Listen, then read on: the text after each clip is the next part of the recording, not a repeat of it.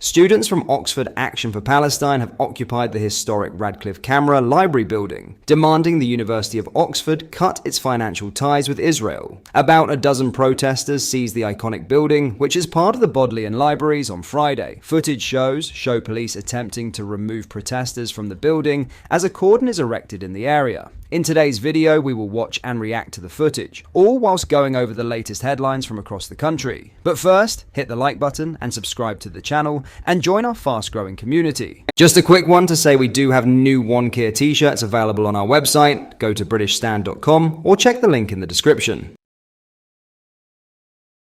So as stated, students from Oxford Action for Palestine have occupied the historic Radcliffe Camera Library building, demanding the University of Oxford cut its financial ties with Israel. Footage show police attempting to remove protesters from the building as a cordon is erected in the area. The occupation comes as the group accuses the university of maintaining deplorable financial and material support for Israel. The protesters have unofficially renamed the Radcliffe Camera to the Khalida Jarrah Library. Jarrah is a leader of the Popular Front for the Liberation of Palestine, an organization designated as terrorist by Israel, the US, and the European Union. She was among the 90 Palestinian prisoners released this week as part of the ceasefire deal between Hamas and Israel. Have a watch of police taking action and removing them.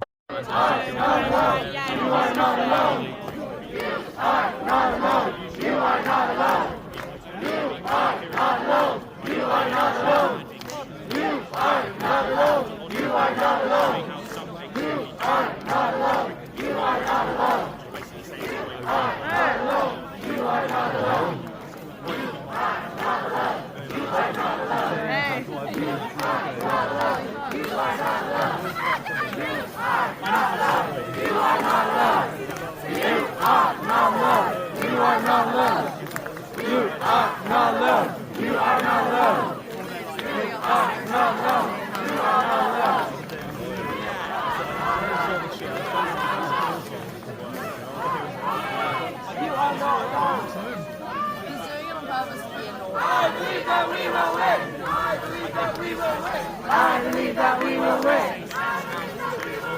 I believe that we will win. I believe that we will win.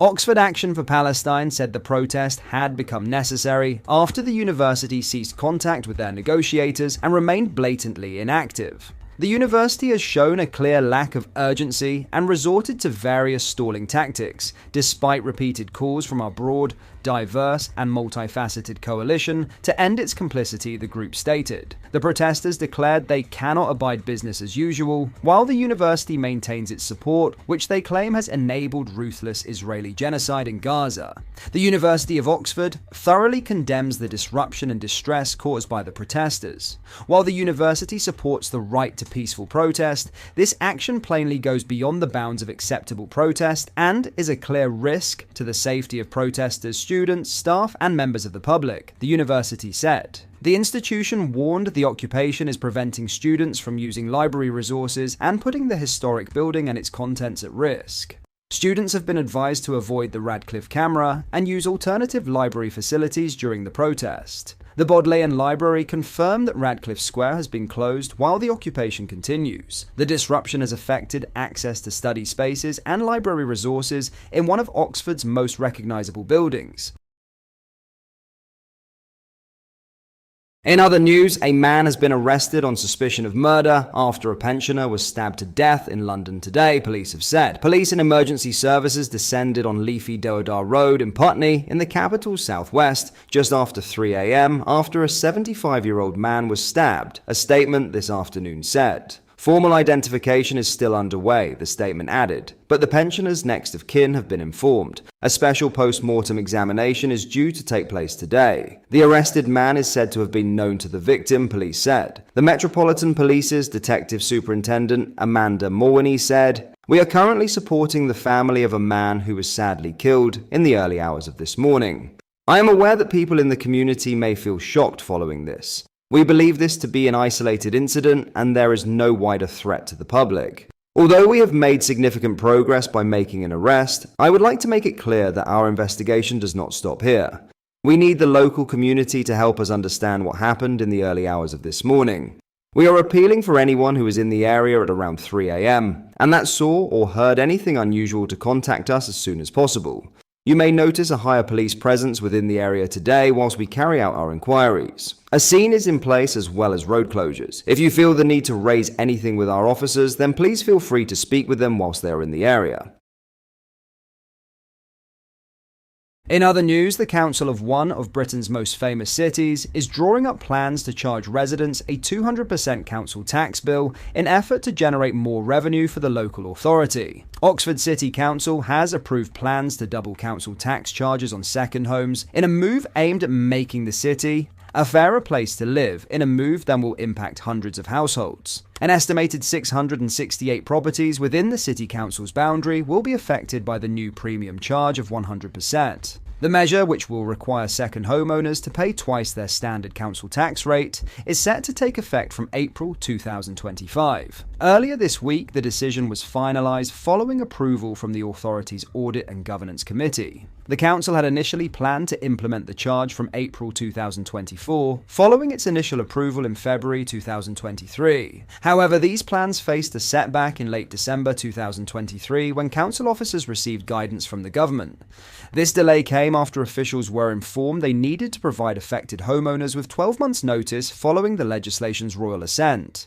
As a result, this requirement pushed the implementation date back to April 2025, as the legislation did not receive royal assent until October 2023. Speaking after the committee's approval, Oxford City Council's deputy leader Ed Turner emphasised the fairness aspect of the new measure. "We really want to make Oxford a fairer place to live," he said. Turner added, "If people have a second home in Oxford, it's only right that they make an appropriate contribution for local services."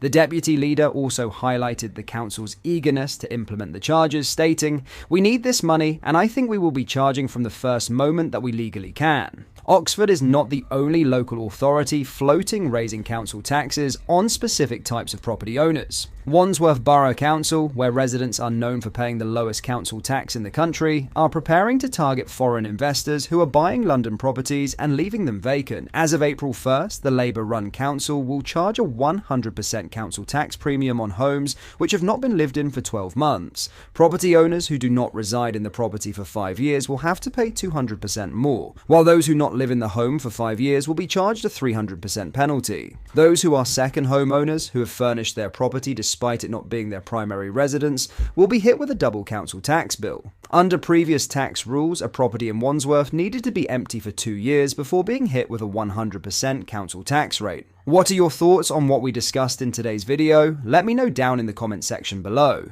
If you've not yet already, make sure you do drop a like on this video and subscribe to the channel for more British content. Thank you, take care, goodbye.